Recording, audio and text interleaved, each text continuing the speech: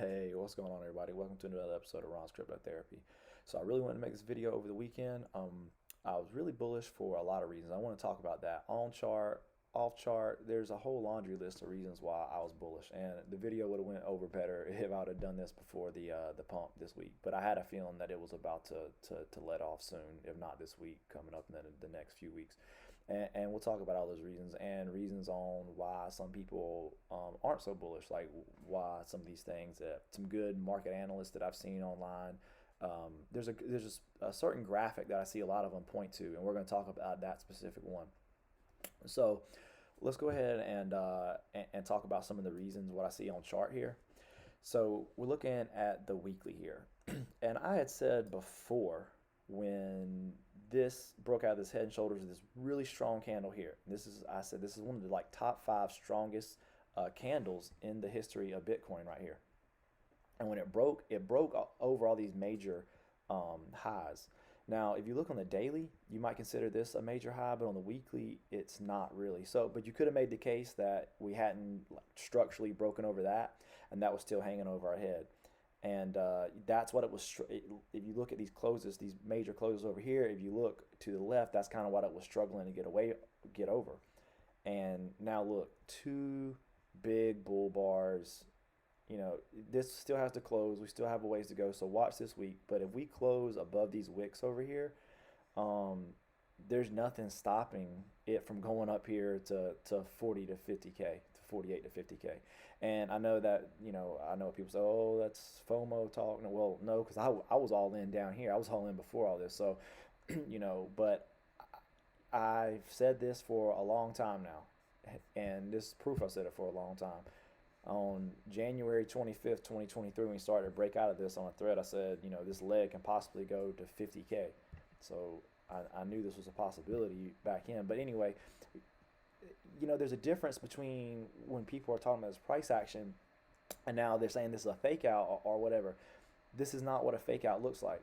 And if you see, it's a lot easier to decipher what was going on down here than what people think. So you had the bear. This was the bear market. This was the bear market over here. That was the bear market. And this was the sell climax of the bear market.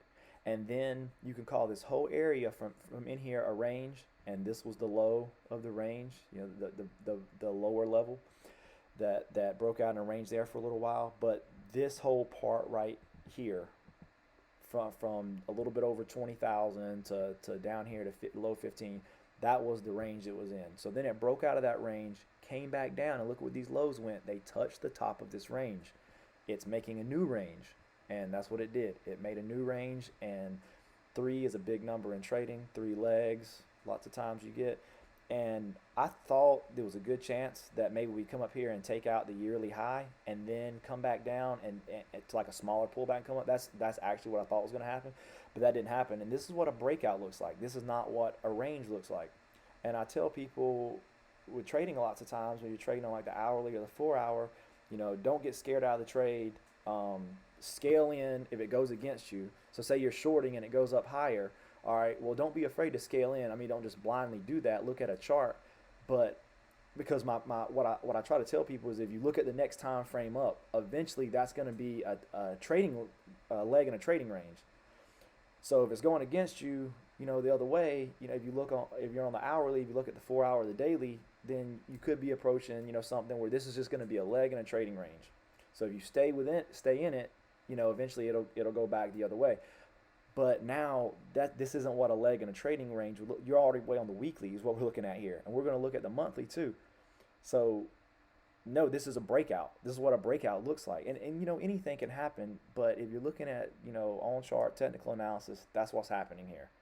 Big bull bars closing on their highs out of a range and of a zone, and there's nothing in its way to really stop it. That's the definition of a breakout. And if we look at the monthly, and there's only there's not a whole lot of time left in the month either. That doesn't say anything. That doesn't tell me any different. That it's breaking above this range.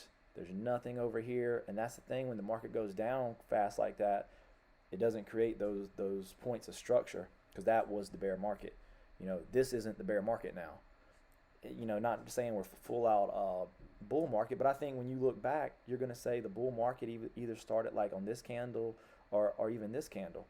And some people might hear that and roll their eyes as well and say we're still in the bear market, we're still going to visit lows, and that could happen. You know, I'm not a fortune teller. Anything can happen. I thought if we would have went up faster from this move, that we could have came up and then come down and made new lows before, but I'm not really thinking that now. I made a video about this in the whole market cycle, and I said that this was the third option that could be going on, and now I think it's probably what actually happened, that this was the double bottom right here, that this was the double bottom. And people expect all these market cycles for Bitcoin to double bottom, and the last market cycle is more fresh in people's memory, and they talk about this COVID low all the time. So this, and we're still on the monthly here, so this was the last bear market and this was the double bottom. And I say this a lot, the COVID low still did not make a lower low, but however, just call that the double bottom. All right, that's fine. But if you call this a black swan event, then at this point in the off cycle, you're betting on a black swan to repeat itself. So, and that the very definition of a black swan is it's an unpredictable event. So if you consider the COVID crash a black swan, if not, then who knows, maybe this wouldn't have happened. And I think you still would have had like a falling wedge here, where it was like one push, two push, and then you still would have got the third push, but maybe, you know, it would have been like here or something like that, and you caught it like a higher low double bottom. You know, and that's just my opinion on what maybe could have happened. But if we go back and look at the off cycle before that, this off cycle mirrors this one much more, where it was a double bottom. The time in between the two bottoms was similar. The bottoms weren't that. This was I think this might be covering up the wick. I think it was very close to being the like the same level. Yeah, there you go. So this one would be a lower low double bottom. But even when this first low happened over here, I think a lot of people weren't paying close attention to this low. They kind of were sleeping or something like that, because I thought this was a significant event in Bitcoin's history, because I'm quite sure about this. When Bitcoin has made an all-time high, and then the next market cycle, when it comes back down, it has never went below that all-time high before. So if you were looking at it from that standpoint, over here at like 20K, the top of that wick was like the lowest you could expect to get. Yeah, over here. I'm sorry, over here, this wick. Yeah, so around 20K. So that 20K from previous market cycles is what you would have thought the bottom would have been for this cycle. And it rushed down in the 20s quick, and then when it came down here, it actually went below 20K, and that's the first time that had happened. So my target price was 15. That's what I was looking for the entire time. I thought 15 would be a gift, and that we weren't going to go any lower than 15. But you know, we'll see. Anything can still happen. These are just my thoughts. So we look at the first and foremost the ETF news. So that's what's first and foremost in everybody's mind, and these are some of my thoughts on why I was bullish as well. So yes, the ETF, whatever, you know, but what specifically about the ETF? I mean, it's something that people that have been in Bitcoin for a long time have been waiting for. And it looks like I lost my page here.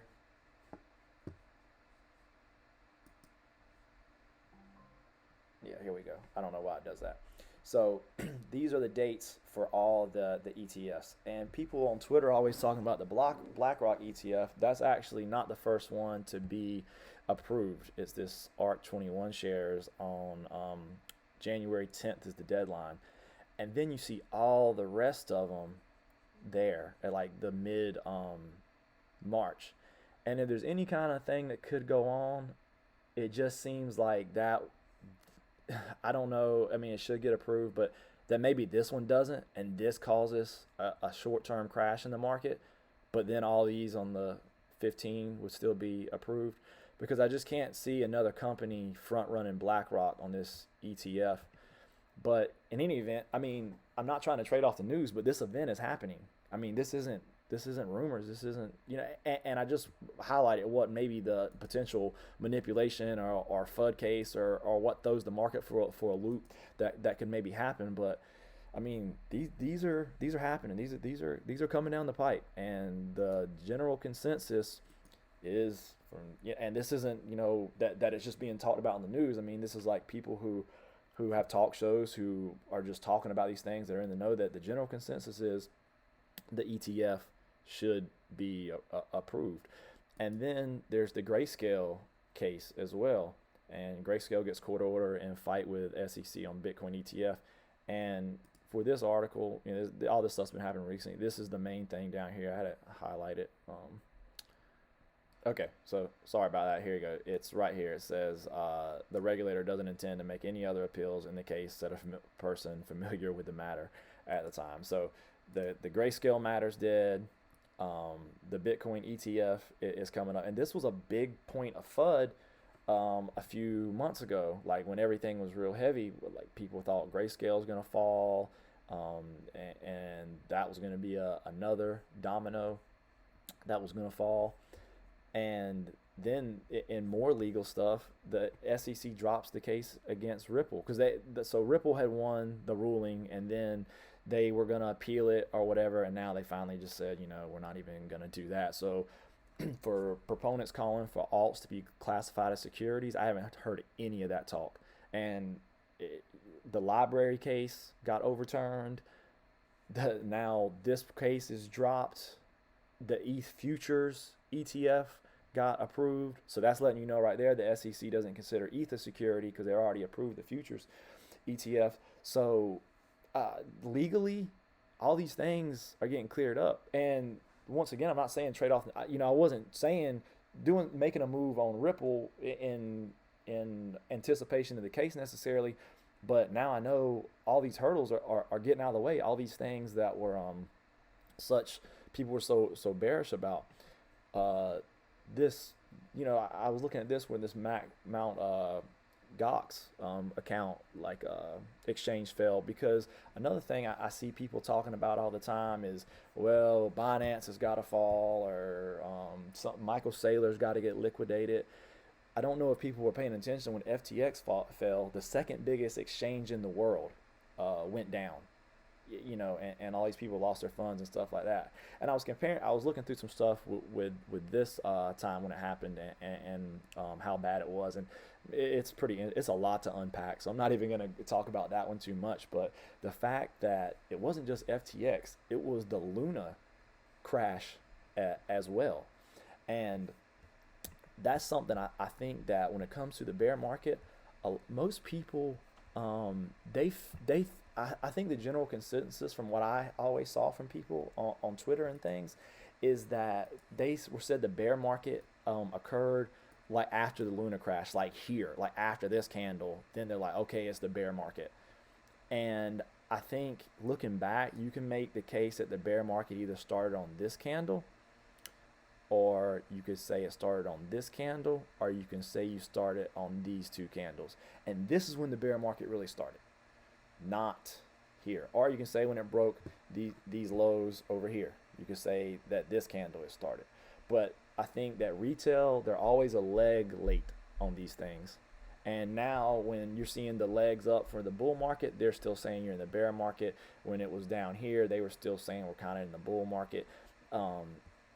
So I feel the bear market started a lot sooner than people realize, and we've actually been in I believe the longest bear market that Bitcoin's ever had to this point. So, all things considered, I have to say that we're probably, I think we've been out of the bear market for a while. I just was hesitant to call it a bull market, but I think this is the early on stages of the bull market, and there's a lot of indicators. I don't look at indicators really, but the MACD, RSI on higher time frames, all these things have been flipping bullish lately.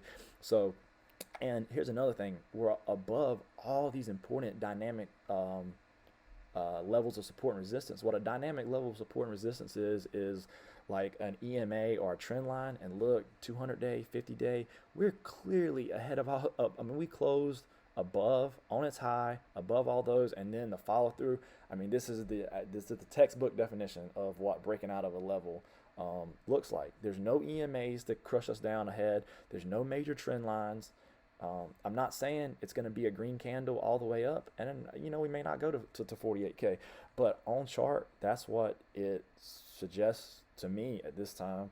And I've seen, this as well, that 75% of Bitcoins held by long-term holders. And that little thing at the bottom says what they consider long-term holders. That shows me that people, they know what's coming. They're holding at this point in the market cycle. They're like, it's not worth it to try to catch a swing down to sell at this level. And that's how I had looked at it when Bitcoin was up here around this level recently, around 30K. I said, you know what, it might get rejected here and come back down, but at this point, I think the risk is too great. I'm holding on to all my spot assets at this point. So see, there's a lot of reasons on what I'm saying here, but we are going to look at why some people, a reason why some people say they're bearish and what they've been saying is going to happen. So this is a graph of the interest rates in the United States, the Federal Reserve interest rate. And this is what I keep seeing people, like a lot of people who are smart market analysis I see on Twitter, they refer to this as why they're bearish, because they're saying like you get the recession doesn't come till after the rate hike is over, which seems counterintuitive because when rates go down, normally that's good for markets, so you would think it'd be the opposite. So this is the data that I've seen them look at a lot. For that. And if you look at the more recent ones, from the date of peak interest rate to like the stock market bottom or whatever. So that was like 31 months last time, 27, it got longer every time. So if we look at this chart of this interest rate, so it hasn't peaked yet. It's still going up. It still hasn't. So it hasn't went down yet, and they don't even have a FOMC every month. That's why you can only look at this chart in a monthly term. So if it was going to be just say roughly 2.5 to 3 years after interest rates went down is when like you'd have the bottom of the crash, well then I actually think that coincides perfectly with fitting a crypto, Bitcoin, whatever bull run in there, and then the crash would be even greater. So I think that they can both be right. But I don't see all this stuff getting packed in and fit in there before, that interest rates start to drop and everything goes, recession, all full blown, like those things we're talking about. I just don't really see that from the data that they're providing. That would take a long time, according to them. And here's another thing I want to point out, and this is something I saw when price was at the lows at 15, 16K. So this is Binance. Look down here. Look at this volume. Look to the left, even during the bull market. Look at that. That's nothing compared to this. This is like the biggest. This is by far the biggest volume in Binance's history. So that means a lot of orders were taking place and a lot of buying and selling was going on. And in my opinion, that was retail panic selling out of it. And that's when these big entities were getting in it. So in my opinion, they're already in. They don't really need another push down. I mean, they'll make money wherever they can. Don't get me wrong. And I think that's the Coinbase chart. You see the same thing on Coinbase. Now, Coinbase, it's the same as the run up to the bull market, but still the highest volume similar to the bull market. And on Binance, you see it's not even close. So that was another thing that all that volume coming in at that time period, that was one reason why I thought, pointed to at the time, that this is the bottom that we're seeing. If the Luna collapse, the FTX push, and all those other bearish things that happened during that time frame did not push Bitcoin any lower than what it did, then what would now? And if it does go that low, then honestly don't buy it, because all these market structures, all these former patterns and all these things traditional are broken. At that point, don't even buy it, because everything's getting like reset, and just let it keep going and wait and I don't know, maybe get into something else or just hold on a second, because if it goes down that low at this point, then I don't think 10 and 12K is something you want to buy if it goes down there now. Um, but and, oh yeah, and there's one other thing I didn't even bring up, like the halving. That's in 182 days. So um, that as well. I didn't even talk about that with all these other things that we're talking about. And there's one other thing that I noticed. I have been paying attention to new projects this whole bear market cycle, because I know that's where the biggest gains come from for the next cycle, new projects. And I especially was looking at the gaming sector for this off cycle. And I noticed that around like spring, like late spring, early summer, like all these projects started popping up. And that's just nothing that I can technically say about that, other than that it kind of alarm bells went off in my head, like, all right, this is starting to ramp up. Like these are, it's gearing up for the next bull market. And that's when I got into games for a living, and some of those things that came out when they were new, and got three bull. I got in that real early, like, at really good entries on those from paying attention. So I thought that was a sign as well that the impending bull market could be on the way. So anyway, those are my thoughts on everything, and I hope that everybody got something out of it. And thanks for tuning in. Bye.